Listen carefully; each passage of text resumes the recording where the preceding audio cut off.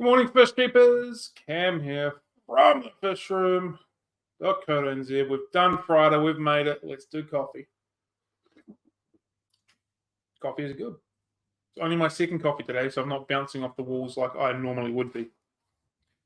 Right. So today we're going to be having a lot of fun. We're going to be bringing a lot of energy, and we're doing something we haven't done before.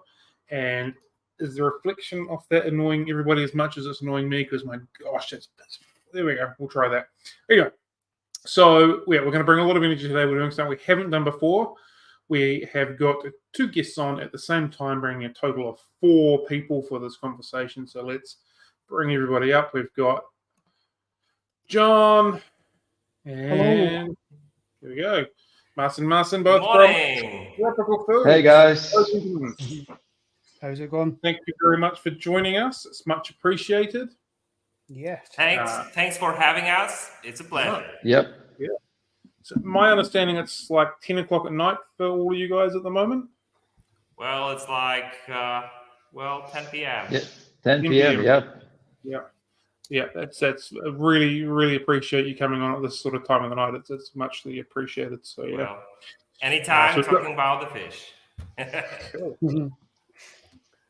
Thank you everybody who is watching in the chat. If you've got any comments or any questions for us, please feel free to fire them away, and we will try and get to as many as we can while we're at it as well. So let's get on with what we've got. Could you share how long you've been involved with aquariums and aquatics and that kind of thing? Marcin, go ahead. Okay. I think I'm working in that for more than 20 years at the moment. And also I'm breeding fish for more than 20 years. The different fish, it depends on the time and the place where I was living. At the moment I'm working in tropical, but before I was traveling around the world. So I spent 2 years in Australia working in some shops there. Aquarium shops. I spent some time in England also. I visited Scotland once, so yeah. A great place. Yeah, and yeah, most of the time working for tropical, I'm doing this what I like. So I'm working with fish, I'm feeding fish, and I'm working with really cool people who loves fish. So that's it. Living the dream. Two things have come up on that. Breeding fish for 20 years. What sort of species of fish have you produced in that time? Because that's a fair amount of time to be breeding fish. Yeah, of course I start with some live berries like guppies and swordtails and mollies and stuff like that. After that, I jumped straight to the cichlids. But on the beginning, I start with the South American cichlids, the apistogrammas. After that, I just fall in love with the African cichlids, the Tanganyikan. So I had, I think, more than 40 different species, and I was breeding them. After some time, I said that's easy, so I have to try something harder. So I started breeding the tetras, and I think that's the really hard part of aquarium industry, to breed the tetras, not just to breed them, but to have a lot of fry and a lot of fish. So yeah, so I was doing this for a long time, and after that I was traveling, and when I came back to Poland, I start with libraries again, but with the Anglers libraries. So I had more than 30 strains, the wild ones. Yeah, and now I don't have too many fish at the moment, but hopefully there will be tetras again. So yeah. Fingers crossed. The other thing that came up is you said you're feeding the fish. Does that mean that the tropical facility has a whole bunch of aquariums? And it's never kind of dawned on me like how you would do research and development on food, but I'm assuming you'd be having to feed fish in a facility to make sure they're eating it, enjoying it, and getting bigger and colorful and all that kind of stuff. Of course, we have to have some fish tanks, because we need to check our products if they work and if everything is okay with that. But Martin is, I think, in the office at the moment. Yes, so you can see probably 2 tanks at the moment. But in almost every office in our in there you have some tank with different fish, different biotop. So there is a lot of fish tanks, and also we do some research on the universities, and sometimes we check our products there. So they also use some part of fish to check our products for us. Cool, awesome. And also, for a long time I was feeding my fish with Tropical before I started working for Tropical, so I know that products very well. And the new products, I also try them on my fish, and I'm always happy. Yeah. Well, basically, if you live in Poland and you're in the aquarium hobby, then you've probably been using Tropical, because Tropical is all over the country. 45 years experience. That's so a lot of time, a lot of experience, and we're pretty much everywhere.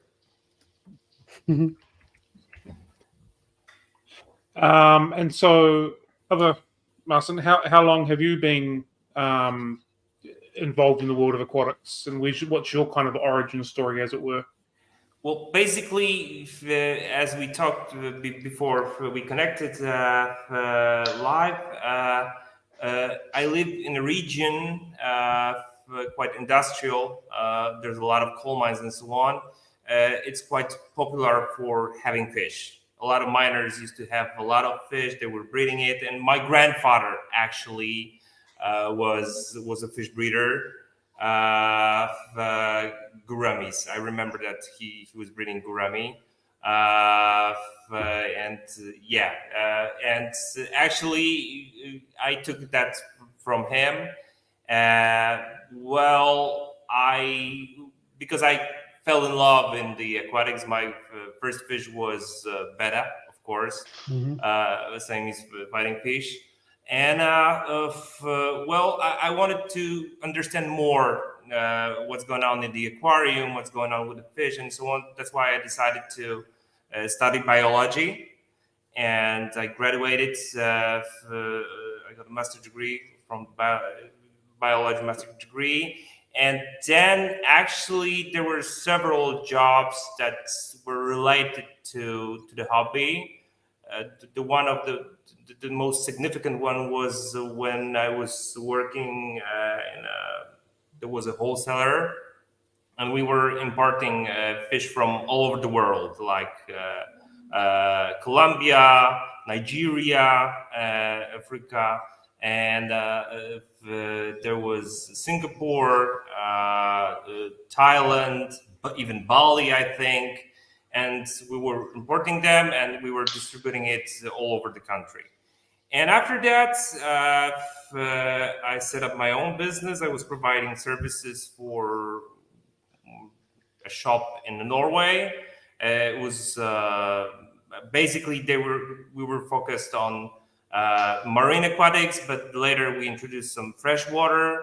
So basically, my background is like importing fish, handling them. It's like treating them, and so on. Personally, I have a small, like 200-liter tank in the aquarium with clownfish and some anemones, quadricolor, and 1 month ago I set it up this tank, and that's it. Cool, fantastic. Can you share with us the story behind Tropical and sort of what inspired it to become what it is today? Do you know that sort of backstory on the brand? Yeah, it's like Marcin, you want to start, and I'm gonna fill up. You can start, of course. Well, basically, 45 years ago, 46 at the 46 moment. already, 46 Yeah, already. 77. 77th, yeah, it was like in Poland. These were hard times, but some bright minds like Mr. Ogrodnik, brother of the current owner, Mr. Tadeusz. Well, basically, the company was set up then. There was a need to produce a fish food. You know, as I mentioned here, Silesia region, there were a lot of fish breeders with some good results, and there was a need to have a good quality food, to not to import it abroad and so on. So they started. Marcin can Yeah, continue. and one thing, try to imagine that that time, that was 1977, basically you couldn't buy fish food in Poland. Mm-hmm. So if someone could go to the West, to Germany, and then they could buy it there, but that was really hard to go there because we had communism here. Yes. So that's why basically that was very important to have own brand here in Poland. And so when Mr. Ogrodnik started, I think another thing is that he also was aquarist, so he liked to do what he was doing. Mhm. Our company started with few products. At the moment we have a lot of products, but we still have the products from the beginning. We're still selling them, we just change them a bit, but we still have them in our portfolio. What else?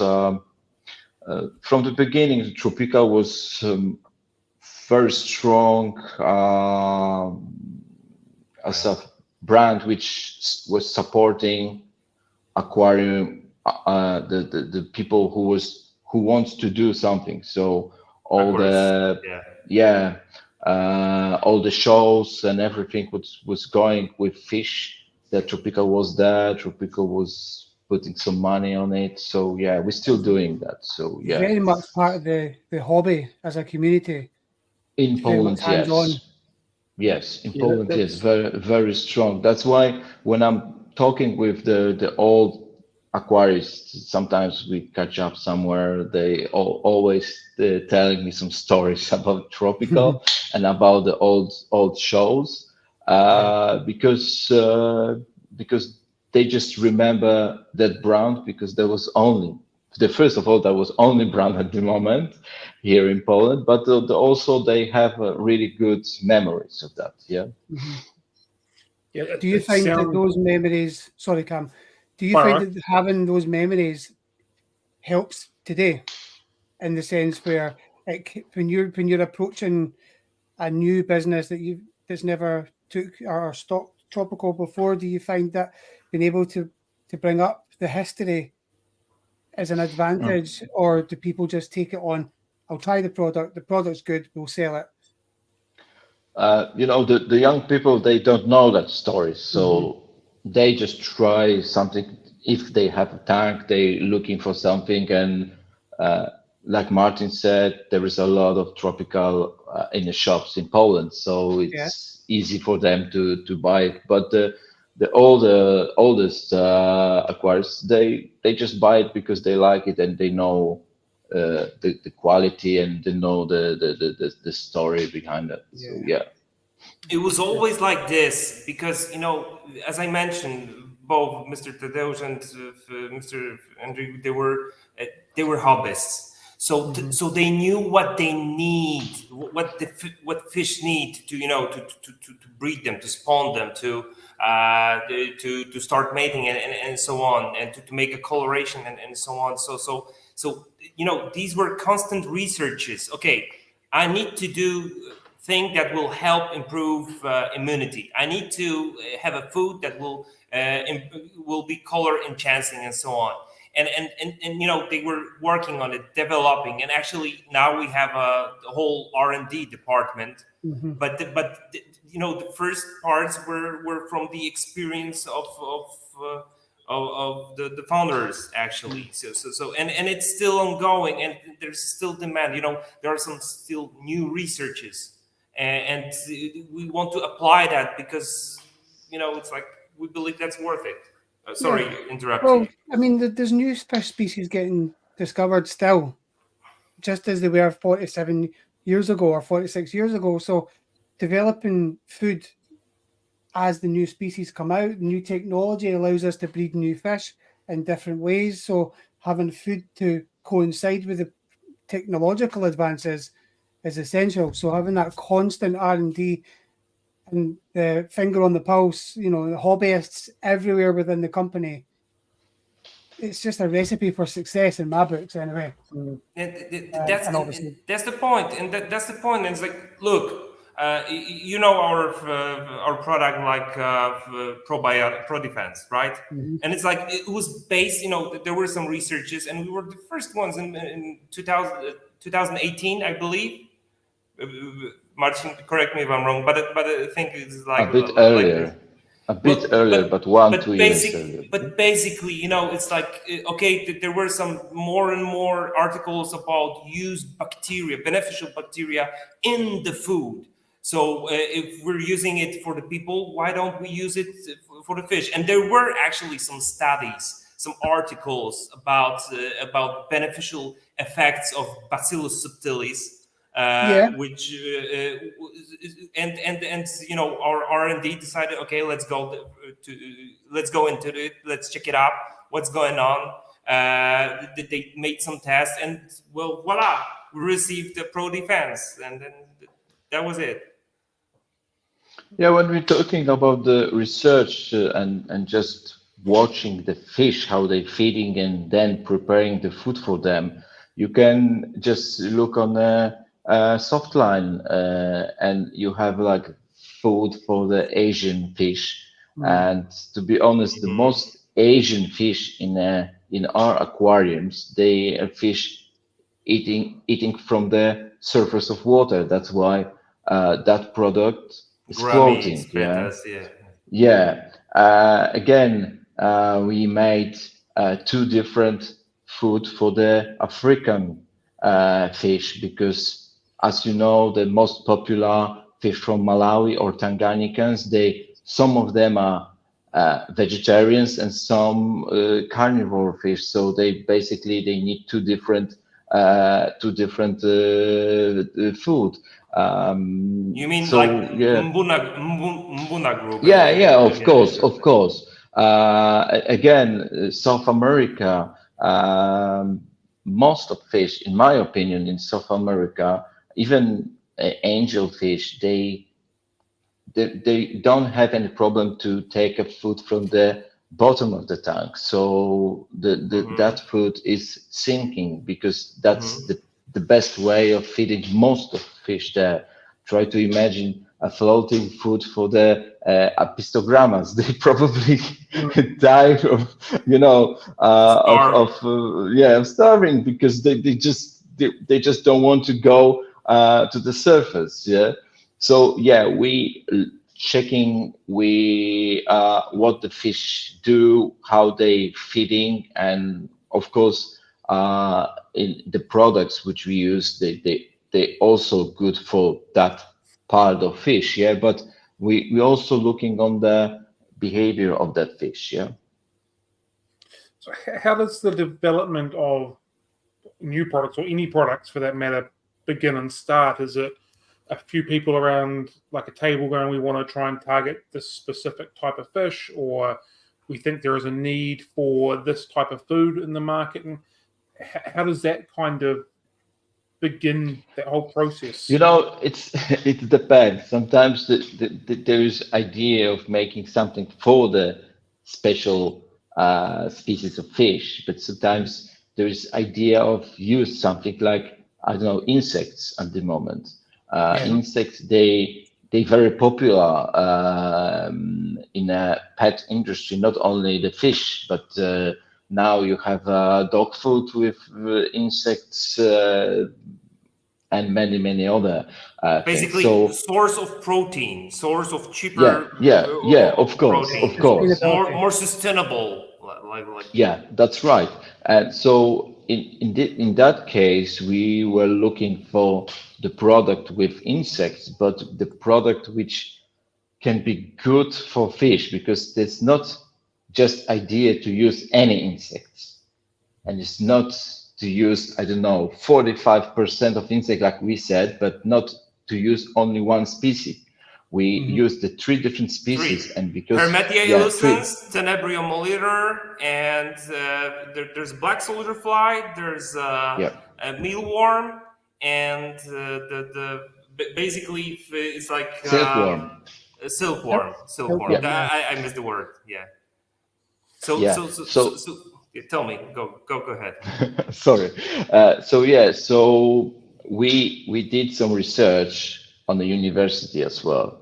So they support us with some informations how to prepare it, what is the best for the fish, because different animals, they can have different they need a different diet. Yeah. So we made it I think very good, because at the moment when I'm talking with the people who using this, they're very happy. I'm the person who is actually every weekend I'm on some show in Poland. At the moment they are very popular, something like there is a touristic and aquaristic, something like, I don't know, trade or shows, Exhibitions where you can buy you can buy things there. Mhm. So basically every weekend I'm on that show somewhere in Poland, and I'm talking with a lot of people. So there is not only me telling you that it's good product, because I'm standing with them, I'm talking with them, and they're telling me, Martin, it's really good, we like it, So the fish going to eat it straight away, even from the beginning, from the first time, which is not. Sometimes we have like really good product, but some fish, they don't know it. They don't want to start to eating, from the first day. Sometimes you need to use it few days, and after that they just love it. But they need this few days. With the insect convince the fish. they just eat it straight away. So we also listening our I don't know, consumers. I don't know if it's a good word. The clients. We asking them, and we listening what they want to tell us. So sometimes when we changing something, we do this because of what Feedback. we know from the market. The feedback, like a market research. Yeah.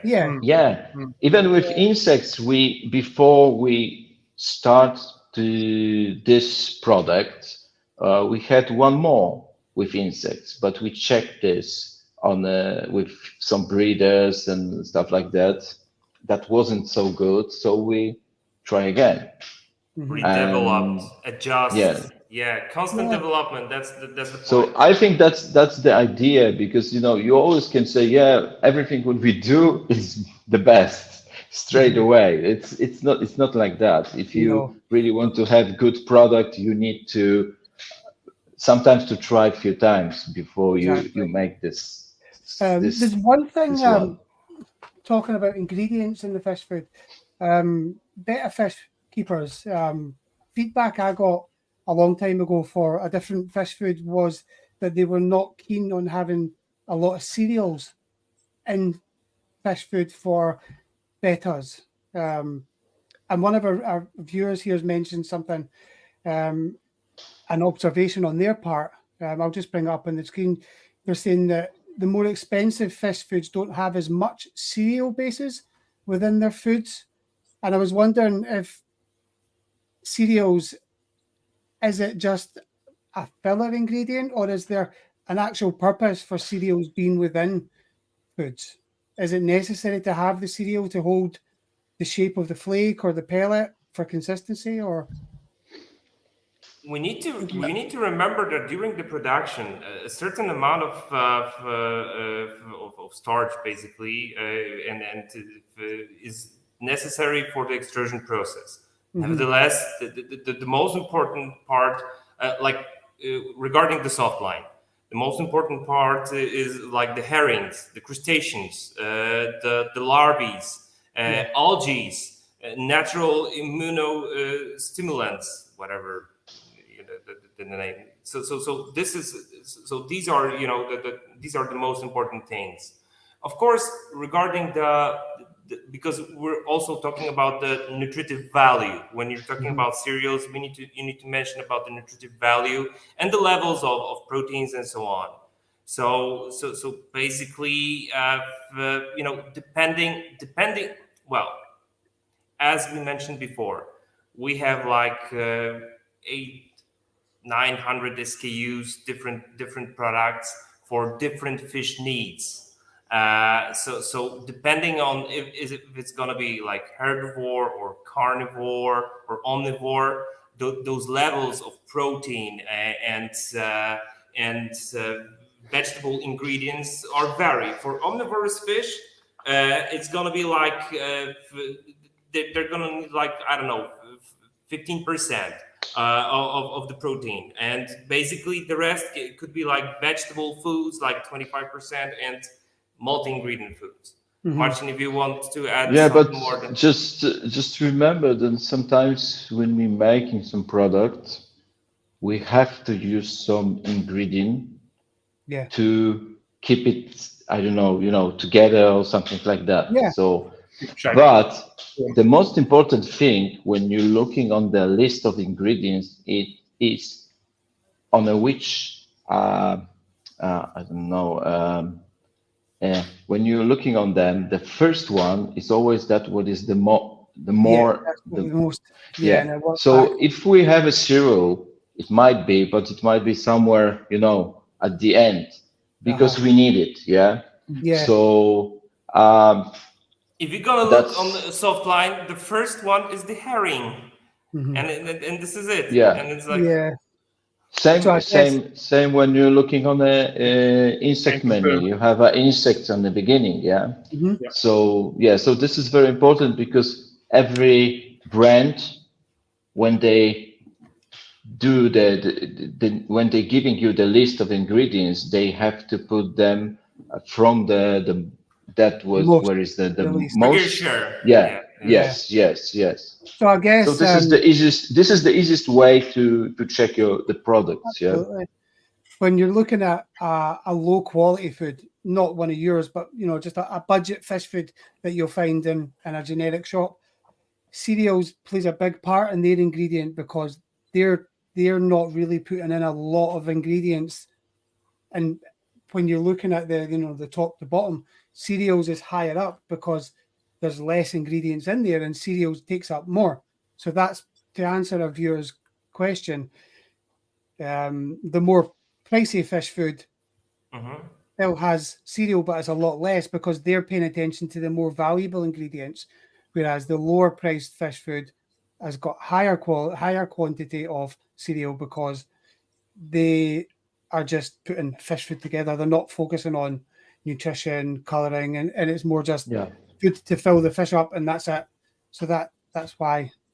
Yeah. And it's like if you're gonna example of the soft line, it goes like fish and fish derivatives like herring, mollusk, crustaceans, krill, calanus, insects, vegetable protein extracts, algae, pepper, and then fruit and yeasts, and then there goes like cereals because it's needed in the production.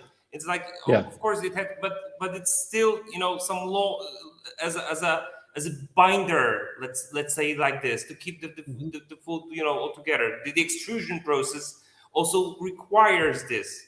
So yeah. Yeah, it's necessary, but it shouldn't be the majority. if the fish is good. Definitely. And well, it's like, of course, there are solutions. There are solutions, the economic solutions, and we have, products in our portfolio where those cereals are going higher because it's like still keeping the fish healthy, well, nourished, and so on. Nevertheless, if you want to, receive a more economic product, then these things happen, and we have those solutions because there are markets, there are needs for those solutions. Nevertheless, we're focusing. It's like we as a producer have to provide all possible solutions for any type of demand.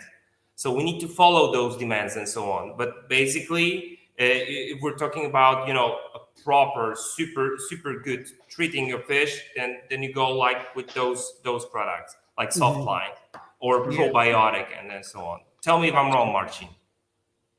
Yeah, that's I agree with you. Thank you. Something that No worries, this is mate. probably my own personal thought, but there might be others that feel this as well. I think a lot of people, when they're selecting food to feed their fish, they're working from a very human mindset. We need X, we need X, we need X. That means our fish need XXX, and the nutrition for a fish to a human are completely different. How do you guys develop or discover or adapt the differences between what we need to what fish need to produce it into the foods? Because obviously you're putting fruits and vegetables and stuff in. There'll be fruits and vegetables that have got particular ingredients or vitamins and minerals that fish need that we kind of are unaware of. Does that make sense where I'm going with that? I've confused myself a little bit, to be fair. Well, if I got you right, so basically, where comes the idea of for the recipe for the fish food, right? Is it like essentially how does that develop from fish requirements, not human requirements? It's like so basically, first of all, when we're going to the science, the publications of the articles about the specific genus or something like this.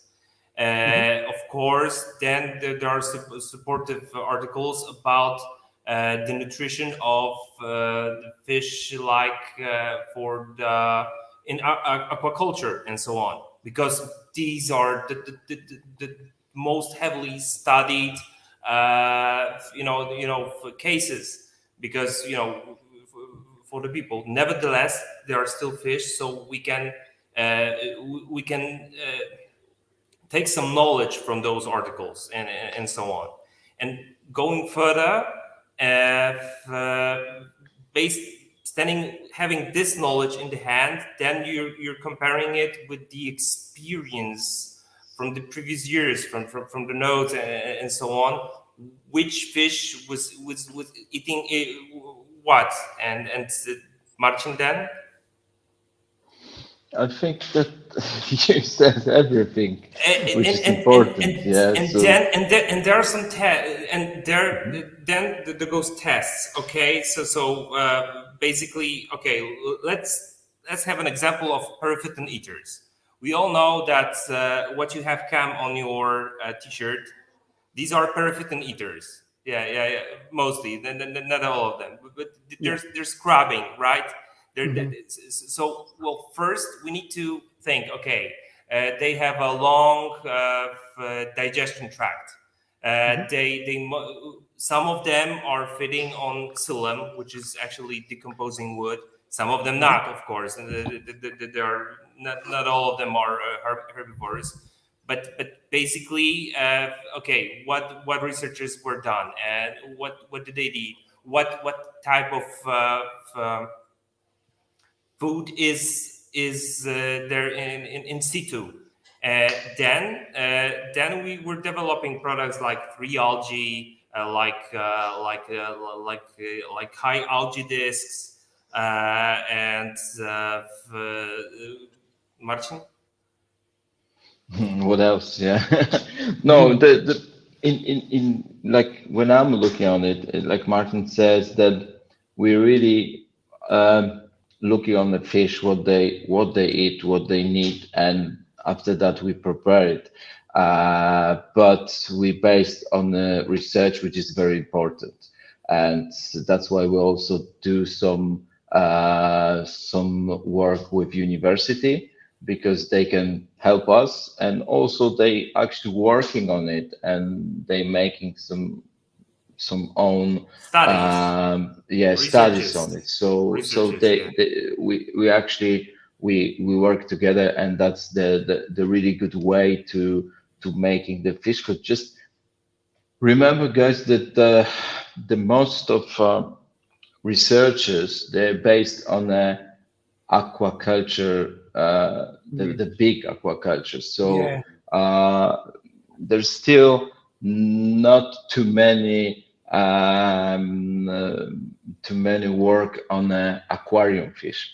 They still working on the fish which we can buy and eat. Yeah. So when I'm talking with the people from university, they have a lot of knowledge about how to keep the fish and grow the fish very fast. But when you're talking about them about coloration of fish, they can tell you they don't need it, yeah, because because they need the big fish, yeah. They need them to grow fast, not to have a coloration. So I think then also the companies like our company, they changed their mind a bit, because now they start to working on it also, what to do to make this coloration good.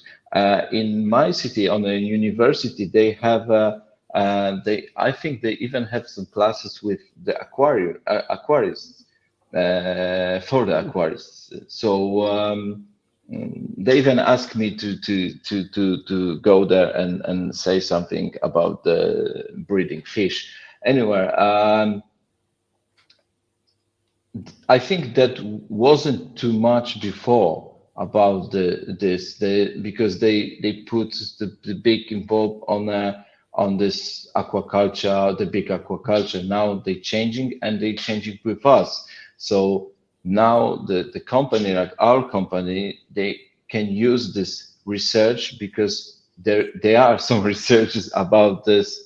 Like even when you're looking on using different ingredients with the fish diet, there was really hard to find.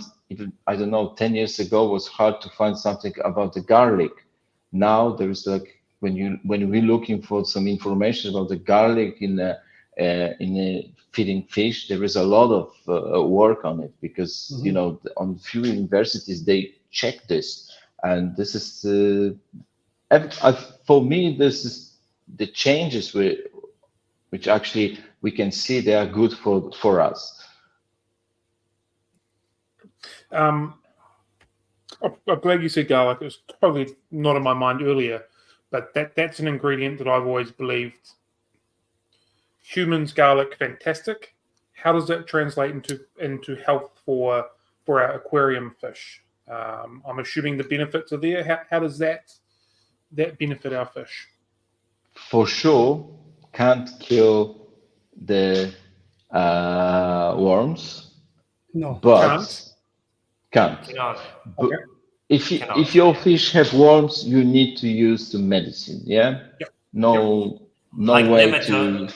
If you have nematodes, then you won't kill it with nematodes in the gut. You won't kill it with garlic. Definitely, that's not the purpose. Now, it doesn't work like this. You need to have medicines but in my opinion, it works really good for the keeping your fish healthy. And if they actually healthy, even if they have some internal worms, they don't have a problem with that.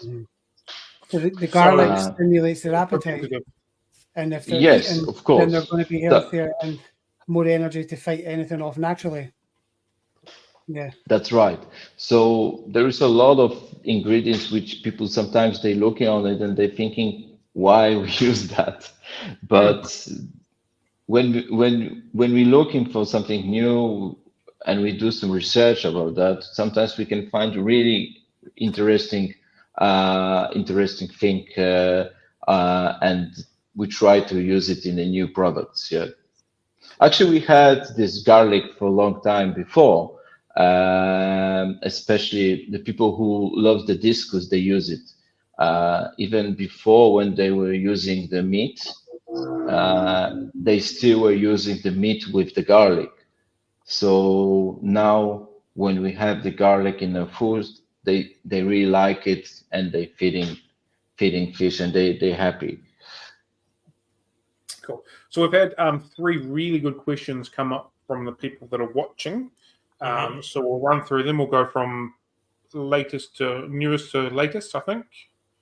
Okay. So first one here from Red Lady is, why is vitamin C considered a stabilizer, and does it extend the shelf life of the food?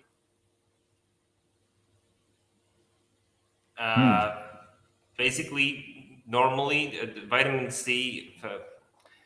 I can't tell you the mechanism. Definitely, it's not a place that I would like to go further. Nevertheless, there are many food products, even for humans, where basically vitamin C, it's added to many of the foods. That's why it's added also like as a stabilizer in some parts of our products. Basically, I don't think I can go that much details in that. I'm sorry. It's like maybe Marcin can tell more, and it's like No, not too much actually. Not any more than you. So yeah. Okay, cool. Well, basically, it's why vitamin C in the food for fish, because it reduces stress, it stimulates the immune system, because it's a source for building certain protein, certain compounds in the fish body. It strengthens the blood vessels walls. It's like if the blood vessel walls are going to be strong enough, then the pathogens will not go easily through that. And it also accelerates the wound healing, which is quite essential, during the transportation and so on, or during the water changes and so on. If fish is going to be, frightened and so on, there's going to be a wound. And if there's going to be insufficient level of vitamin C, then the vessels will not close rapidly, and this is the open way for bacteria, for viruses and so on. So mainly we use vitamin C to boost the immunity of the fish, to protect the fish from potential diseases and so on. Okay, cool. Awesome. Do fish really eat 3 times a day like we do, or do they really need a variety of foods when in nature a fish may only be specialized to eat a certain type of food that isn't in their natural habitat? And I think I would like just extend on that a little bit from some of the guests we've had on before and some of my own personal research. Like a cichlid, like a dwarf cichlid, for example, might have a 2 or 3 meter square space that is there. That's all they ever kind of go out of, and so they're only picking stuff from that kind of small habitat. Yet we're putting in lots of different varieties of food or ingredients into them. So, yeah. If I got it right, basically 3 times a day. Well, in nature, fish don't have like like a meal in the morning and in the afternoon and during the night. But there are, well, basically we have to distinguish several things. In nature, the environment changes. So it changes during the winter, the hot season, and it changes during the cooler season. So fish eat differently during the season. They will eat a lot during, before the spawning, and during the cooler seasons, they're gonna eat less. Also, the food which is available for them changes. Sometimes they, feast on tubifex buried somewhere in the bottom, and sometimes they don't have it. There are certain periods of time when they don't have much to eat. Actually, in the aquarium, you have more stable environment because you have thermal regulation. Your light usually turns on at certain hour and turns off at certain hour. So what you have to do is to provide your fish variety of foods, a variety of foods. And it's like, when you're fish breeders, Marcin and so on, you cannot have a successful breeding of, I don't know, neon tritra, feeding them only on Artemia naupli. Because if you're gonna feed it only with this, there are always gonna be some insufficient elements, and it's like you're gonna have like okay, they will grow and so on, but the color will not be the proper, the bones will not develop properly, and so on. So you need to make it as diverse as possible. That's why we're so it's like 800 SKUs, a lot of different foods. So basically, it's like when you're having a community tank with, well, that depends on what type of fish you have, but you need to have also the balance between your urge for feeding the fish because it's pleasure for you, and the balance, the microbiological balance in the tank. You cannot feed your fish every time because you're gonna make eutrophisation. That's the word. You're gonna put a lot of nutrients to the aquarium. Even if the fish will eat it, then it will poop so much, then your nitrifying bacteria will not be able to handle it, and then you have like algae bloom or milky water or whatever. So it's like, of course, it's good to feed your fish several times a day. We actually even write it on our cans.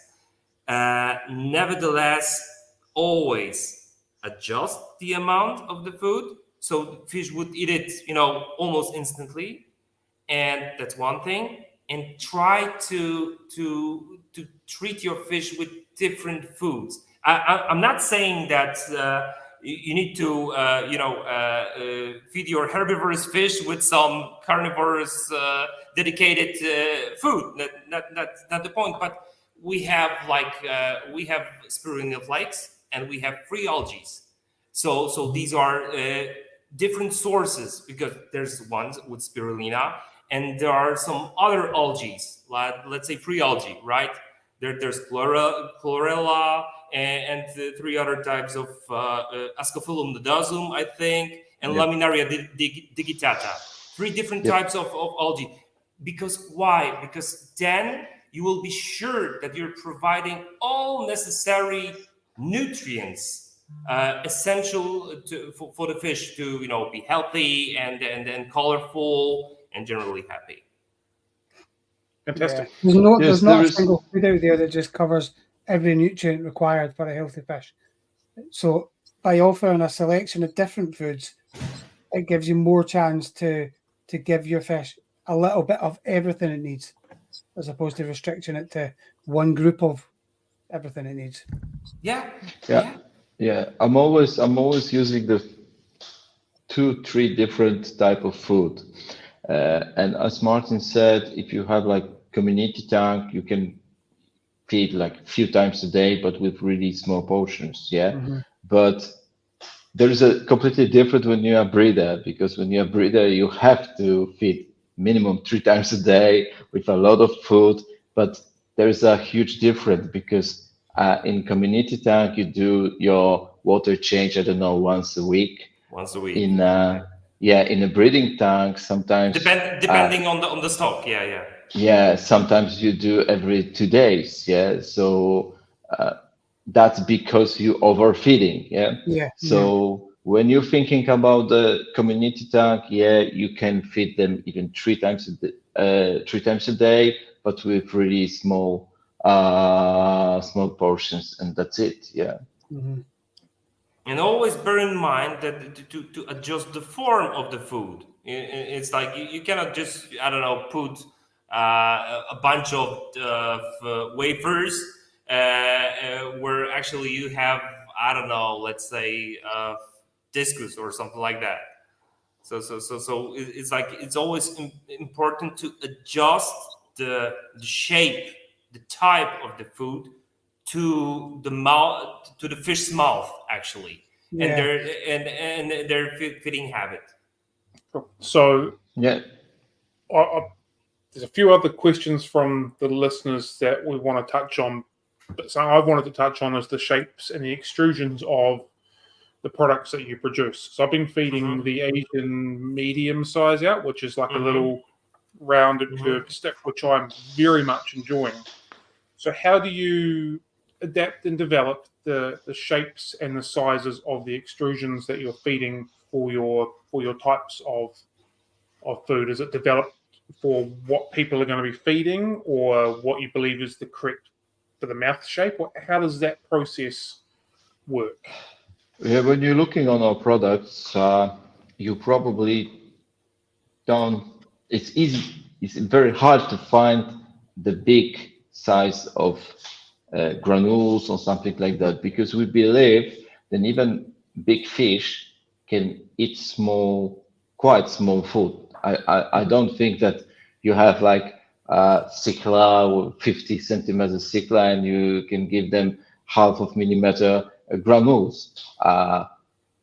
Probably if they will be very hungry, they can find it and eat it. But anyway, that's not the point. But yeah, we have a lot of sizes of food, and for Shapes. me, and shapes also. But for me, the best is the half millimeter of the granules. They really granules. They're not crumbled from the bigger granules, but we making them. So they have half of millimeter, and they really hydrostable.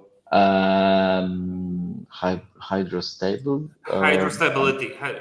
Yes, yes. So when you put it to the tank, and if the granules going on the bottom,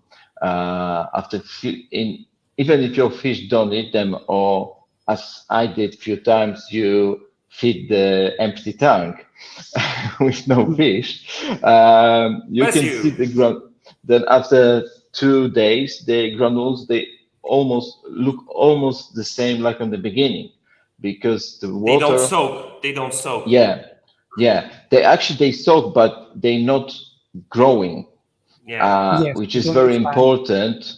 Yes, it's very important when you're feeding fish, because if you put too much food, which can actually go bigger, they might have a problem. And sometimes you can see the really, roundy fish, which is not good for them. Swollen Yeah. fish, Yes, right? As yes, if yes, if yes, it's Swelling. exactly. expanding on the bottom, it'll expand in your stomach as well. Yes. Uh, So that's why I prefer the smaller food. And another thing is that If I may interrupt you, it's like, but if you're using soft client, then you don't have that problem because it won't, go bigger in the stomach. So basically, yeah, that's it. But go ahead. Yeah, and with the shapes, I think you don't have it now, but with Asia size, I think medium, they look like the small, I don't know, the bloodworms, something like this, yeah. Yeah, it's probably not going to come up on my camera. So yeah, that's actually very, very cool and very important for the fish, because there is a lot of fish are actually looking for that something which looks like the worms, yeah. So like bloodworms, like bloodworms, yeah. So a huge fan of this product. That's for that reason. Happy to hear that. Yeah. Well, basically, it's like we need to, back to the question, if I may interrupt you, Marcin. Of course. Back to the question, how do we do that? Basically, we have certain possibilities of extrusion. I mean, a lot of. So we can make tiny little granules, and it's going to be actually extruded. Each single granule is going to be extruded. It's not something crumbled, crushed, and then we're just going to write there extra small. When we're writing extra small, this means that it was made extra small by the extrusion process. And of course, there are certain possibilities to make it from this size to this size. Of course, in the aquarium hobby, we all know that in the fish store, fish come sometimes in small shape, like frontosa. You have like in the beginning, frontosa is quite small, and then later it's gonna grow bigger. That's why we know that first we need to have a smaller food, and then we need to produce the same food but in a bigger size, because as the fish grow, it's gonna be easier to get something bigger. You don't have to put a lot of why because when you put thousands of little pieces of food and the fish is big, she will eat some part of it, but the rest will stay in the aquarium, and you don't want that. You don't want that, because then your work is gonna turn bad. And basically, if we have a possibility to make a food every millimeter, actually, then we assume, okay, it's gonna be like we're gonna have like 2 millimeters, 5 millimeters and 10 millimeters, because we know that this certain group of fish have that kind of a mouth that will fit into the mouth. I don't know if I answered the question correctly. I mean, if that was the question, yeah. Yeah. And Rochelle has also asked, do you think of the byproduct being the fish waste when you're producing your food, and how much waste could basically remain and be left in the aquarium, and whether it's going to spike things like I'm expanding, of course, nitrates and phosphates and whatnot? Is that part of your consideration when you're developing your products? Obviously. We did some research about the phosphates in our products, and they're really low. So they shouldn't be any problem with phosphates after feeding our products. With nitrates, of course, if you overfeed, even if you buy the fish for, I don't know, $100 for the can, if you overfeed your tank, there's no chance that there will be no problem. But I never had any problems with our food. And to be honest, when I had a lot of tanks, because I had more than 150 tanks with fish, I never had that problem that there was something wrong. Water change, and that's it. Look, the point is that the food has to be nutritious.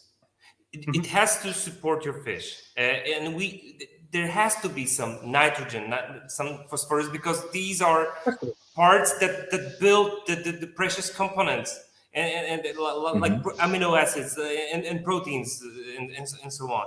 So anytime you're gonna overfeed and something will rest in the aquarium, and it's gonna be a lot of it. Every time you're gonna introduce to the closed tank a lot of nutrients, which are gonna be uneaten by the bacteria. So that's why I mentioned that it's so important to feed with small amounts, so the fish would eat it. Every type of fish food producer will tell you that, and it's like there's no food that when it's gonna be left in the tank, it will not affect the water. Yeah. I mean, it has to. Plus, if you're feeding smaller amounts, you can feed the fish more often and get more enjoyment out of it. So yeah, and that's fun. And that's why we're having fish, right? Yeah, exactly. Munching. Yeah. Helen has also asked, many fish love flake foods. How long do these retain the nutritional value in them once they hit the water? And I think that might be coming from, correct me if I'm speaking out of turn here, Helen, that there's the belief that flake foods have less nutrition than pellet foods for the way that they've been created when they're cooked and when they're extruded and broken off and whatnot. They lose a lot of their nutrition in that process. So I believe that might be where that's coming from. I might be wrong, of course. Well, remember that in the ingredients that we have compounds which are soluble in water and which are not soluble in water. So every time you add, salt to the water, it will dissolve. And every time you put something like flakes, some part of it will go to the water because it's the natural, process of dissolving and so on. So that's why we have, other types of food. But basically, it's not that when you're gonna, put insect menu flakes or algae flakes in the water, and then instantly all the beneficial ingredients will be dissolved in the water. It doesn't work like this. Especially then when you're feeding with flakes, you should add the flakes so the fish can eat it in 5 minutes. So that shouldn't be any problem at all. And still, we're coming back to the same rule: feed with small amounts. So feed not near the filter outlet, so the food would be everywhere, spinning all over the tank. But basically, try to. Marcin, why are you laughing, Marcin? No, because they look like the snowflakes,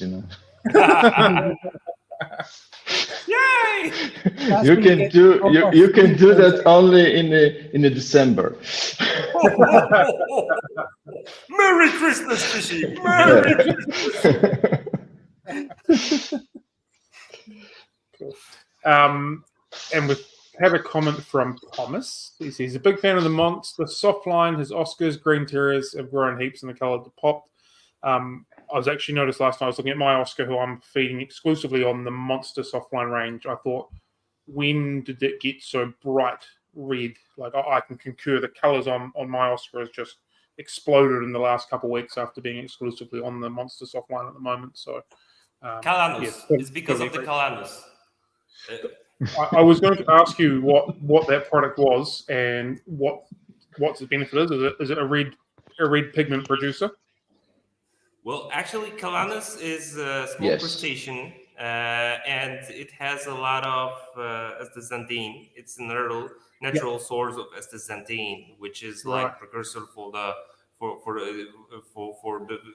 color inside the fish body. So basically that's the point. If you have a can, then you're gonna see that there is a Calanus written in the lower part of it. So yeah, and that's the natural source of color enhancing ingredient. Yeah, tiny little creature packed with color. Cool. And Helen has replied with that is exactly the answer that she needed, as she'd read from someone with a science background that flakes lose integrity as soon as they hit the water. So fantastic. Yay! Cool. So the Pro Defense, which I conveniently have a container of right beside me, it's a probiotic. Look at that probiotic formula. That's something that's hasn't been in New Zealand for a heck of a long time. There's not a lot of companies that are producing a probiotic. I think you might be one of 2 or 3 that are in New Zealand at the moment. Can you explain how probiotics work within fish gut, and then how it kind of, once it's gone and into the aquarium and stuff like that, please? If I may, Marcin. Okay. Okay. You tell yours, and I'll tell mine. Well, so there actually, will be 2 different versions. No, please, if you want to go. What are probiotics? So basically, these are organisms, not only bacteria, sometimes fungi, sometimes protozoans, that act beneficially for their host. And there has to be certain requirements to be a probiotic. Well, first you have to survive in the fish guts. Then you need to produce something beneficial for them, which is, for example, some vitamins. And these 2 features, the Bacillus subtilis. There are many different types of Bacillus subtilis, but this particular one has all of it. So it's beneficial because it's producing vitamins inside the guts of the fish, so the fish could take it directly from the gut. Also, if it stays in the guts, there's no place for pathogens, for some bacteria which are not beneficial. So it makes a kind of a layer, like a coating, which prevents bacteria which may make harm for the fish from sitting in the gut. So basically this is it. Also, they stimulate the immune system of the fish so the fish, if the organism of the fish feels that it has a beneficial bacteria inside the guts, it still produces the macrophages, which are the white blood cells, which are eating pathogens and so on. So basically, fish is still, it's not that the fish is under alert constantly, but this helps, to act more rapidly when some infection comes from outside. So basically, this is it. Marcin can tell of something more, and then I'm gonna go further. Yeah, I think that in my opinion, there's because of the bacteria the fish have can digest better. And Definitely. if they digest better, they just can take a lot of really good things from the food. So they grow faster, they have really good coloration, because just remember, when we use the Pro Defense, we don't use only Pro Defense. As we mentioned before, we used a few different products and Pro Defense. So they can take a lot more from the other products as well. So if you use Pro Defense and some product which can boost the colors, that works really, really good. That's why, in my opinion, it's good to use the Pro Defense for some time and then stop to using this for a while, use a few different products, and again go back to the Pro Defense. Also, you can use it every day. It's still good, but like I said, in my opinion, the digestion, that's the very important thing. And you also can see that when you're breeding fish, they really have a lot of eggs. When you're feeding your babies the fry, they are stronger. I remember I tried with some angels, and I didn't have Artemia at that time, and I had a lot of babies. And I remember that before I was using some dry food for the babies, the angelfish, I could have, I don't know, 10% of babies, because it's really hard for them to feed on a dry food. And to be honest, with Pro Defense, I had like 30%, which is a lot more. With so they survive more fish. That means the product, in my opinion, it's really good. So when I'm looking as a breeder, I always using this. Also, we need to remember that fish usually should have some bacteria inside the guts. Always. We humans have like 2 kilos of beneficial bacteria inside our intestinals, and it's like they're producing vitamin B and so on. So it's essential. So and every time we're transporting fish, every time we're treating fish, every time we're changing salinity or something, this affects the guts. And you know, when the bacteria inside the guts are not working properly, then the health goes bad. There's a higher risk of inflammatory. There's a higher risk of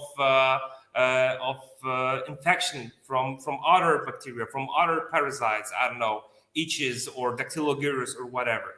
So to make sure, let's say after you're gonna during the import, there's a huge stress. There's a huge the pH goes low and so on. You put your fish into the tank after the transport, taking out from the styrofoam box, and then from the day one you need to start pumping their immunity because they're wasted and so on. And that's why we have the Pro Defense, because we know that Bacillus subtilis inside of this food, the endospores of Bacillus subtilis will assure the good environment in the gut. The bio, you will rebuild the good biome inside the guts, and then there's a higher probability you're gonna have healthy fish.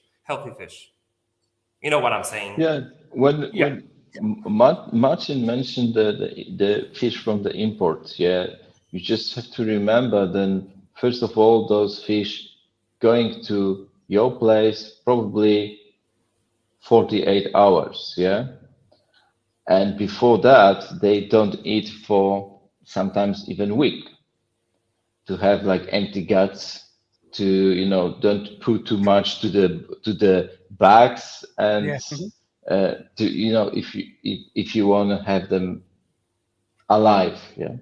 Anyway, like Marcin said, it's really good to use the Pro Defense after that, because I know from even from my tanks that when I was buying the fish like that straight from the import, they were really hungry.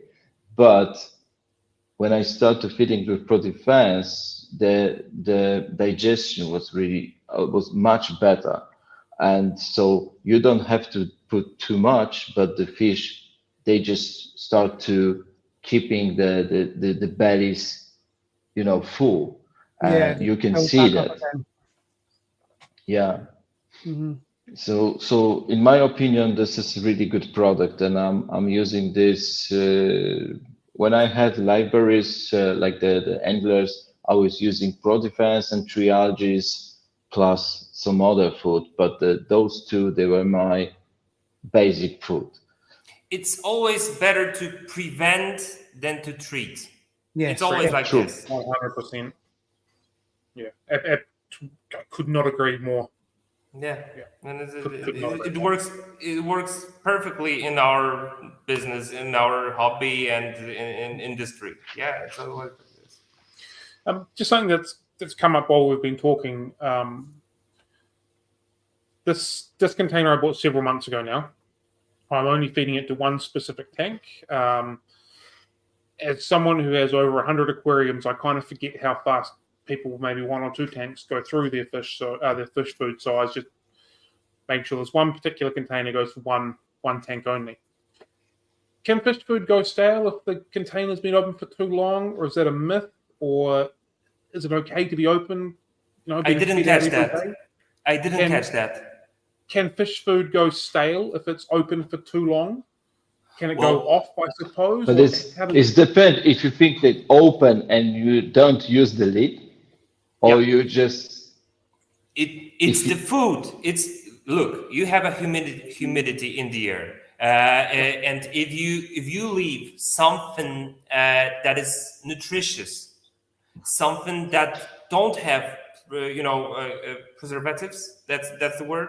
It's something that's packed with nutritious things, and if you're gonna open it and there's a humidity in the air, and in the air, please remember that in the air there's a lot of fungi, spores, there's a lot of bacteria and flies and so on. So every time you're gonna keep it open, it's like an invitation for all the organisms that live in the air to just feast on it. Of course, it's not going to be instantly. Our food is designed to sustain opening and closing and feeding, but if you're going to keep it open in a humid place, then in a few days it's like it's the risk, and it's like you cannot leave the food open. You open your food. I think, sorry. Maybe I misunderstood something. Yeah. Open, feed your fish, close your lid.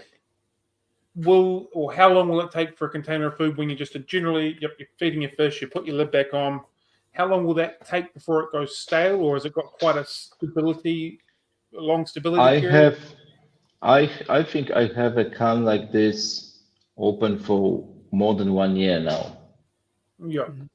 And it's still okay. Okay, cool. So I never had a problem especially with softline. I never had that problem seriously.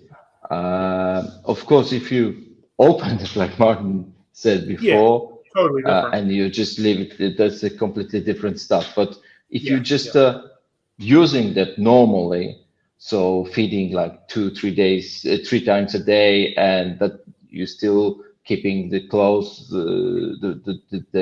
can closed, I don't think that it should will be any last problem. until the expiry date, and it's like, of course you can feed after that, but it's like remember always that the nutritive value of the food from the production towards the expiry date will always go lower and so on. It is designed to keep it as high as possible by the end of the expiry date.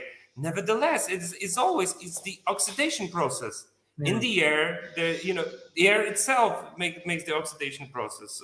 So but this is the case with almost every food. I don't know, except some American Twinkies or something. They can last forever. Yeah. Because we're talking about softline, and it's obviously my hand. How does the softline range differentiate? How is it different to other pellets? Yeah, differentiate.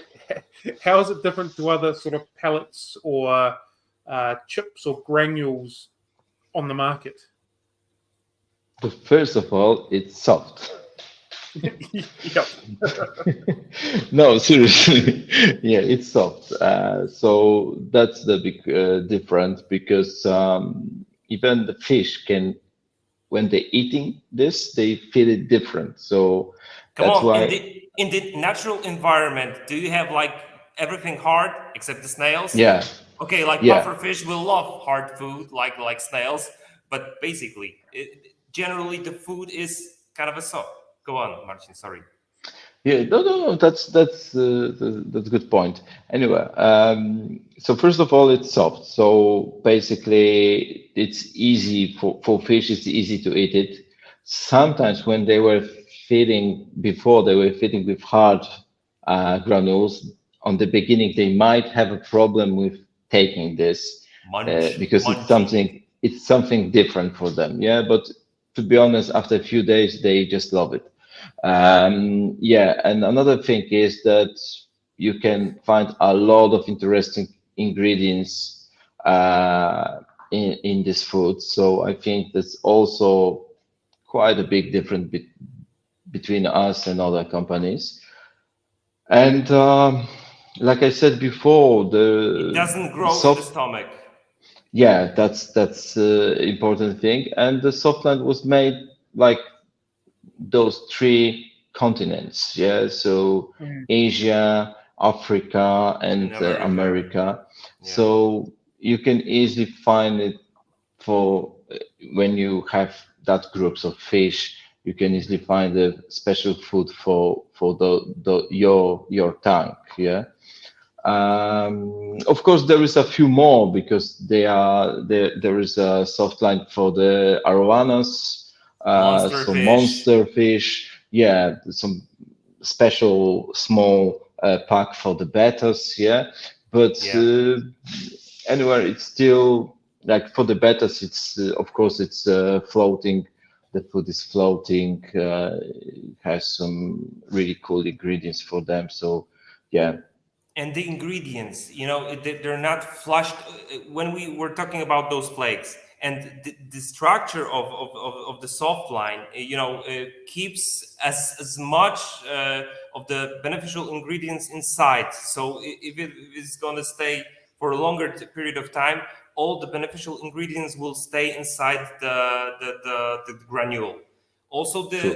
the ingredients itself, it's like you remember I read first of all herring and so on, the crustaceans, the insects and so on. So it's packed with really high high value nutritive good stuff, basically. Yeah. That's that word.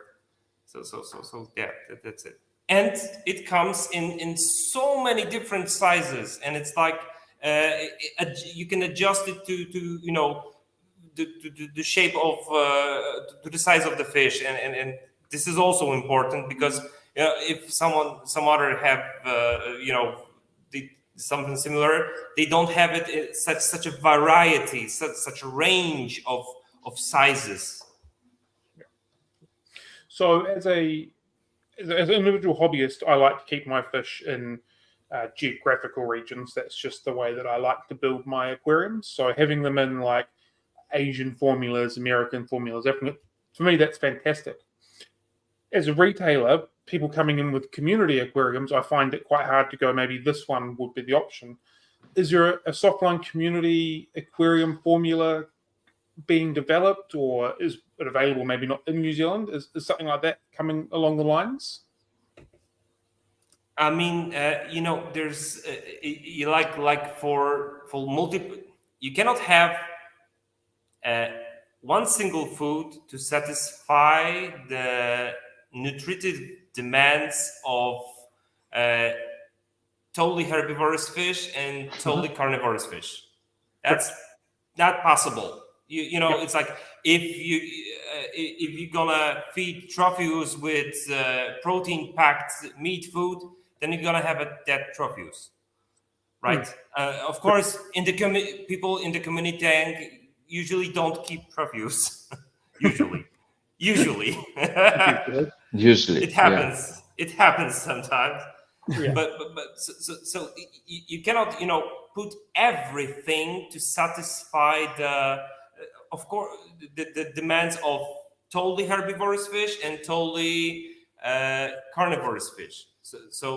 But if your fish in the community tank are like omnivorous or slightly carnivorous, then there's a whole range of it.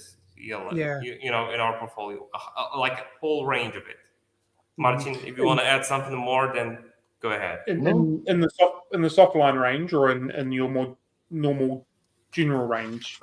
Well, it's like you don't have to put always soft line. It has everything that you need. But if you have like something that demands, you know, a lot of plant-based proteins, then it's better to give those fish something else, like flakes with spirulina or algae discs and so on, right? Tell me, Marcin, if I'm... Yeah, you're right. Especially that if you, I don't know, have some plecos, they of course they can eat the the soft line, but it might be better to give them some disc like the high algae disc or some other stuff which comes in tablets, like the spirulina tablets or something like that. There is if I may interrupt you, there is a soft line, you know, dedicated only for the herbivorous fish, and it's like Africa herbivore, and there is a dedicated food for those herbivores. Sorry, Marcin. Yeah, you're right. But I think it's good to use soft line plus something more. Because you also can see the difference, and if you keep the fish which need something like, I don't know, some bottom feeders, the soft of course is going on the bottom, but the plecos, they like it, but it might be too small for them, so some of them might prefer like the bigger disc than the small granules of or herbivore. And if you have a community tank, then definitely, usually, at least in Poland, people have those algae-eating mouth with sucker instead of mouth. So to satisfy their nutritive demands, then you have to use something like this, like Marcin said, discs and so on, or wafers like bigger ones. Yeah. I guess where I was going with it is like you've done really well geographically basing, but there's a lot of people that'll just throw a whole lot of things in, mainly in community tanks. You know, you'll have guppies and mollies and tetras and loaches and corridors all in the same tank that they're enjoying. There seems to be a little gap in that market on your softline range for one of a generic general, which is probably quite hard to balance in that from everything else you've done. I guess that was where I was kind of going with that, if that makes sense.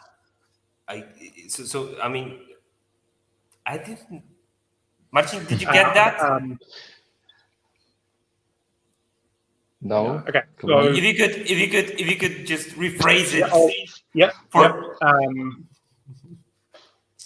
There's this other fish food that are kind of based for community. There you go. So you have the soup of it as an example, but there doesn't seem to be like a community. Remy and Isabella, greetings. Yeah. Is there a development coming for a softline community type of food? Sorry, community-based food in your softline range. Oh, like this one. All right. Yeah, now I got it. Okay. Sorry. We never talked about that before. Yeah. That's because we made it, like I said before, like especially we divided on the Asia, Africa, and America. And but to be honest, when you know what your fish should eat, you still can mix it. Like you still can use the Africa herbivore for some fish from South America if they eat that kind of food. Yeah, because the most important thing, they are ingredients. We put the names to make it easier for people to find the proper proper food for rate. the fish. Yeah, Yeah. but you still, if you know what you need, you still can, of course, use it in a different way. Because you still can find some fish in South America which they will be, I don't know, feeding on a surface, and the Asia, Southern Asia, would be good for them. Yeah, Hmm. uh, but just remember that the company, like our company, they, because we're quite big, we are big, and we selling the food around the world. Um, we really respect the people with huge knowledge and experience, but we making food for everyone.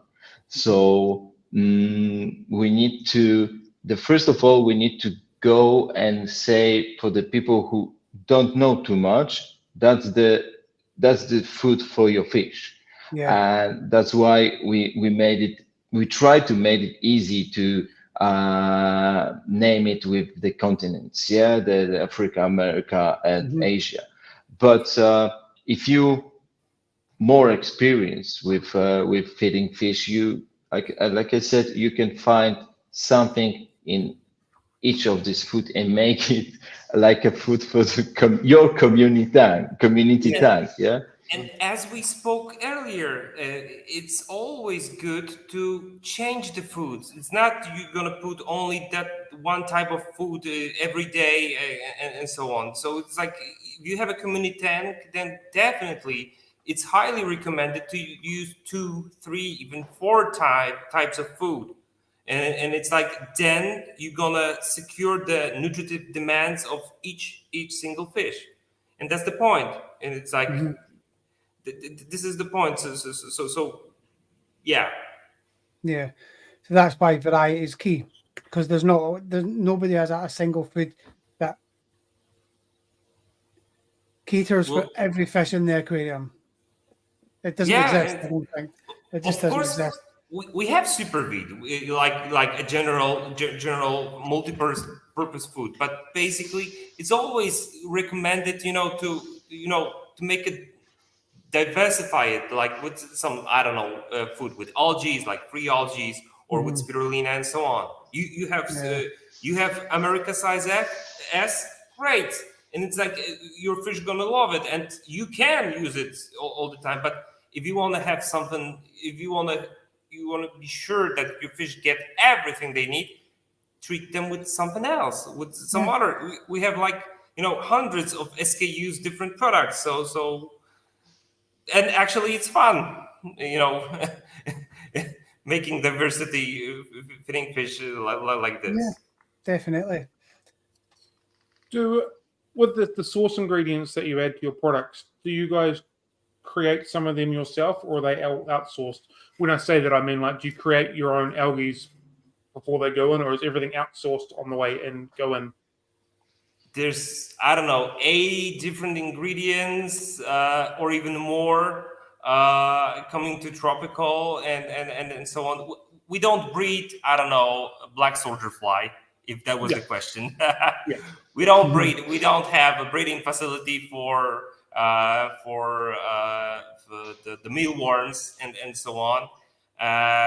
But we use the highest, really, like really the highest quality of raw materials, and Yeah. Yeah. that's the owner and the purchasing of department are really freaked about this, and they really pay so big attention on this. That there's every time that the goods come in, that that there are tests, the laboratory tests, if it meets the requirements on the specification sheet and so on. So it's like we have a dedicated laboratory for that to check the quality, the levels of protein, the levels of vitamins, the levels of water, if something's frozen and so on. So Mhm. basically, well, about this, I'm not working in the purchasing department, but first of all, there's a huge variety of the ingredients, because having over 800 or 1,000 SKUs, you need to have a lot of different ingredients.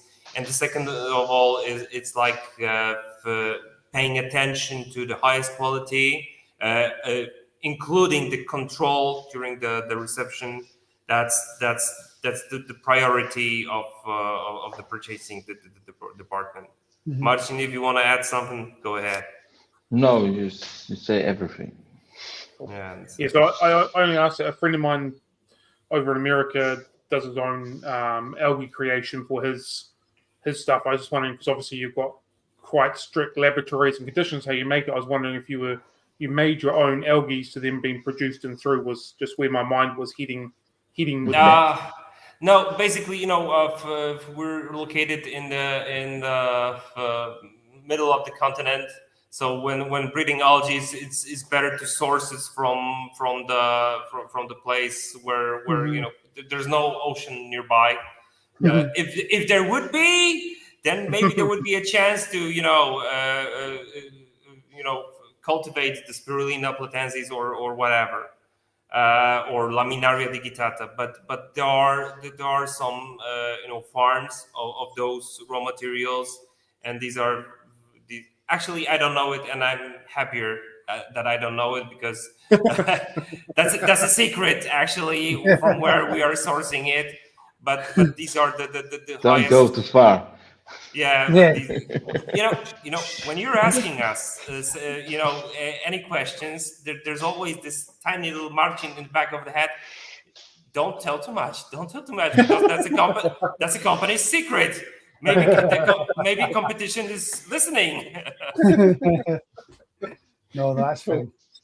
I've noticed that red pepper is on both of the containers. It's offline, but I've seen it in a few different things. By red pepper, I'm assuming that's red capsicum, not red chili pepper. Red pepper. Red pepper, bell pepper, capsicum. Yep. Oh my God. Okay, I'm making a big eyes, asking to rephrase it. So red pepper in the ingredients. Red pepper, yeah. Yep.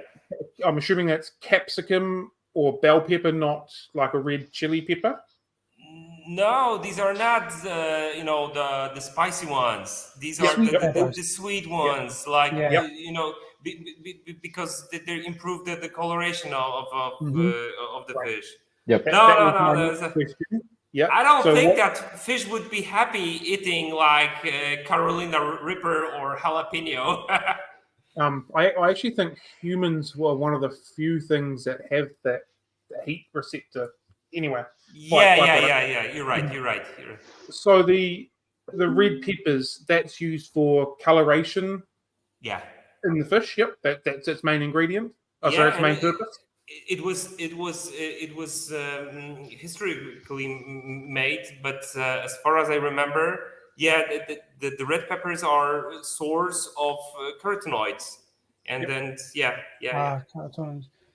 But it's not only a source, because as we mentioned before, we have Calanus. Yes, especially Calanus.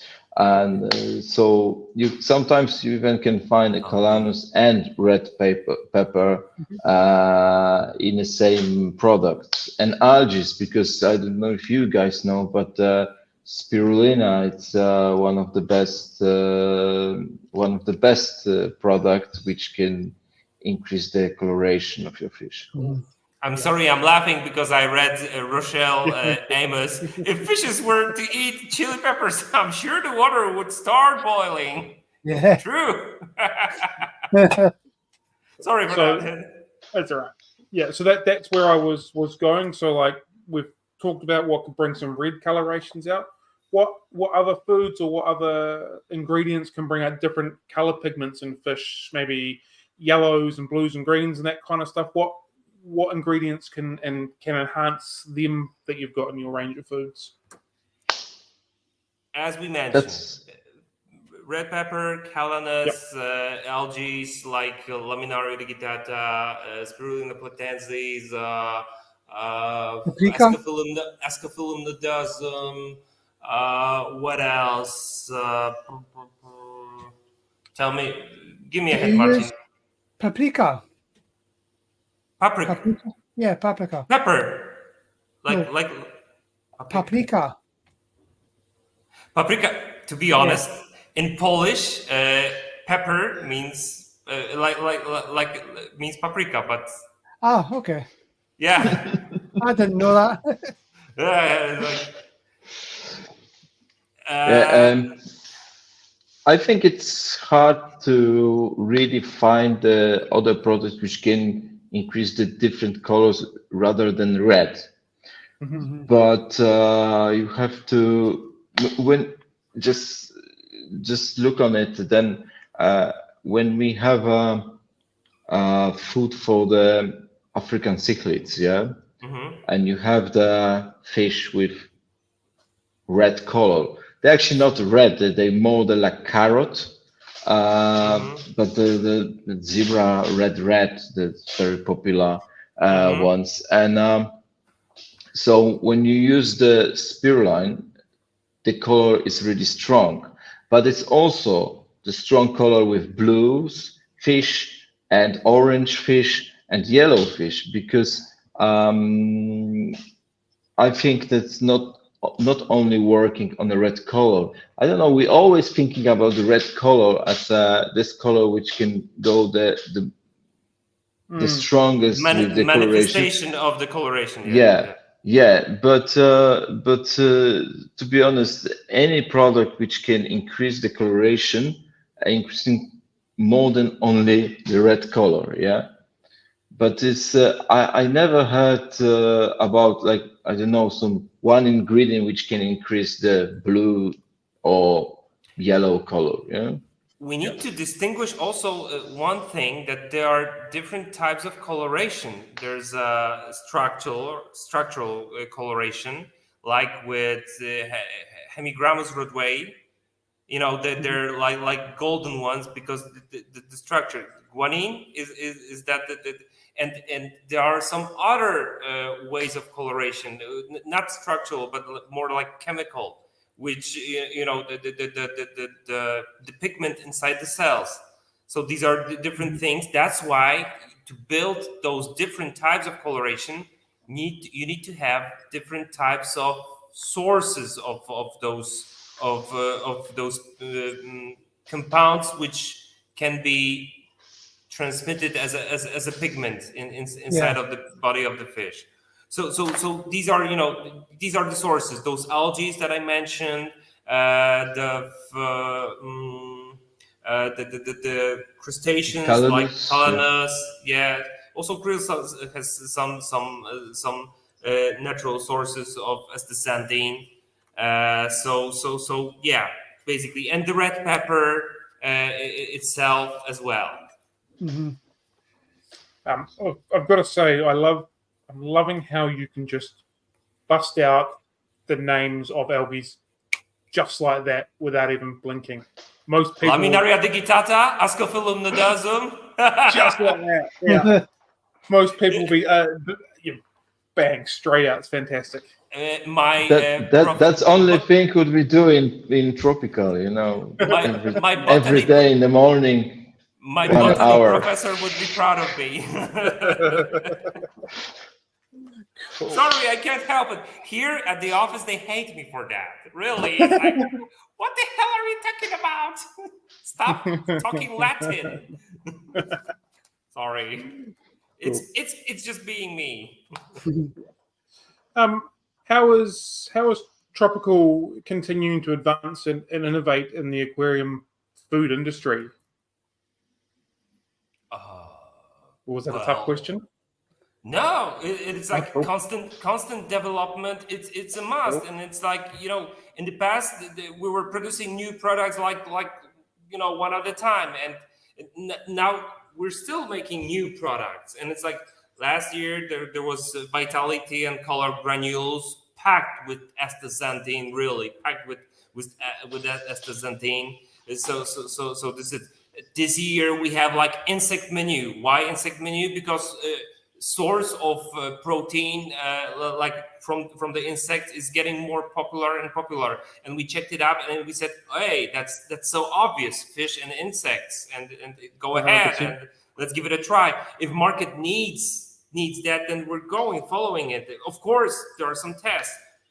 Marcin comes sometimes and he says, you know what, I would be good to have that kind of a food, and it works like this. Please remember that except the fish food, tropical produces other foods for small mammals like rabbits, hamsters, and so on. Yeah. For the reptiles, we have a huge range of foods for reptiles, and so on. And these are they're appearing new, and also we have like dog food, cat food, parrot food.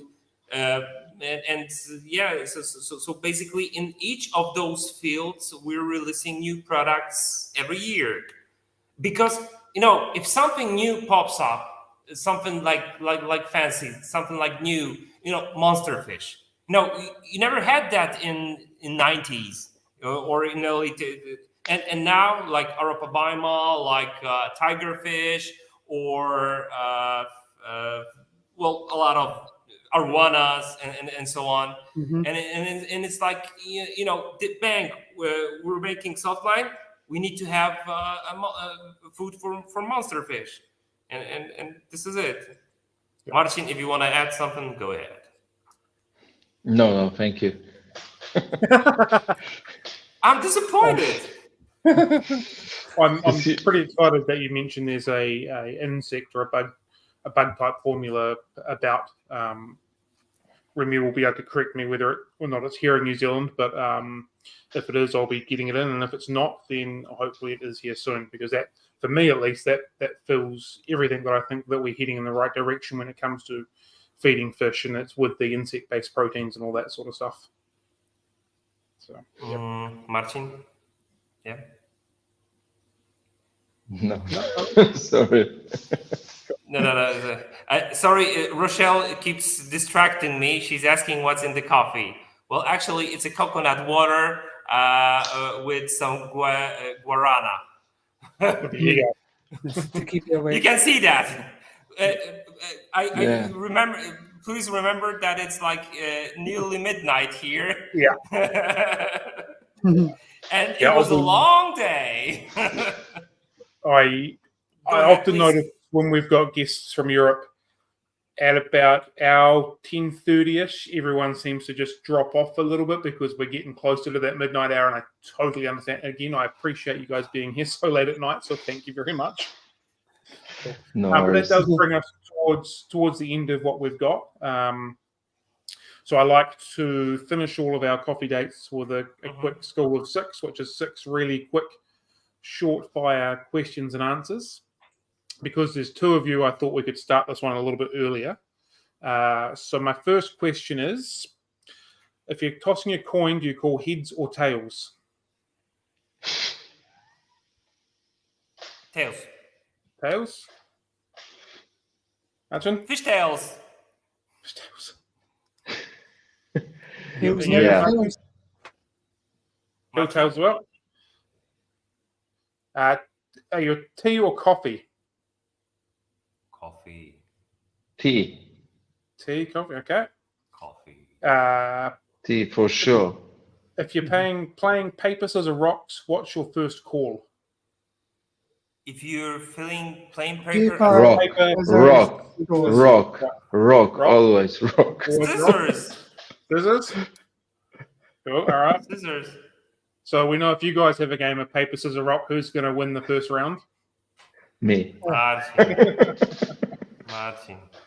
If you could have a meal with absolutely anybody in the world, alive or dead, who would it be? If we would have what? If you could have a meal, like lunch or a dinner or a biscuit or anything, who would it be? The whole band, Dropkick Murphys, for sure. Julian Sprung, yeah, or Heiko Blecher. You know Julian Yeah. Sprung, the guy, the coral reef guy, Two Little Fish. Never mind. He's he's a kind of a guru in the corals. Yeah, Cool. Julian. Yeah, Julian Sprung. Awesome. Yeah. Do you think we are alone in the universe? Hey, we got you. We're not alone.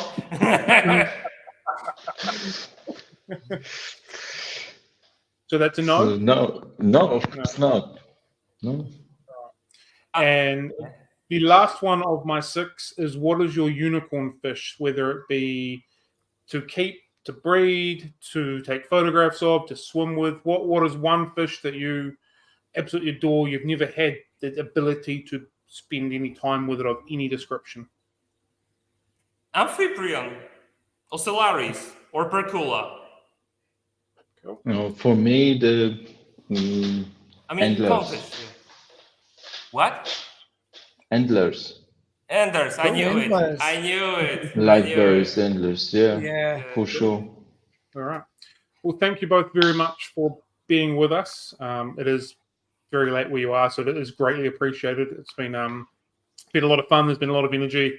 Really appreciate it, and I know there's a lot of people that have been watching that have appreciated you being here with us. So thank you very much.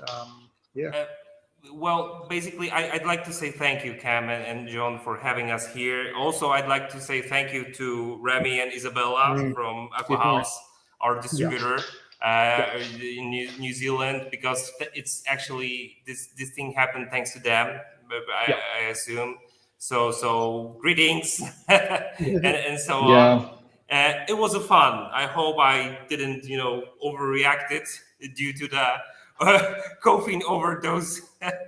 But it's like we're always happy to talk about fish, as you could see. So yeah. You make a very good We point. we only talking about fish and about algae. So yeah. Thanks very much, Remy and Aqua House, for putting us in touch with each other to get this going. It is greatly appreciated. It's always nice having totally different perspectives of things in the aquarium hobby. So that's fantastic. So yeah, thanks guys. It's fantastic. Thanks a lot. Thank you very much. It's been a pleasure. Have a great day ahead. Have a good night. And Yep. Cool. Have a good one, Sam. Take care, guys. Cheers. Bye-bye. Bye. Bye. Bye.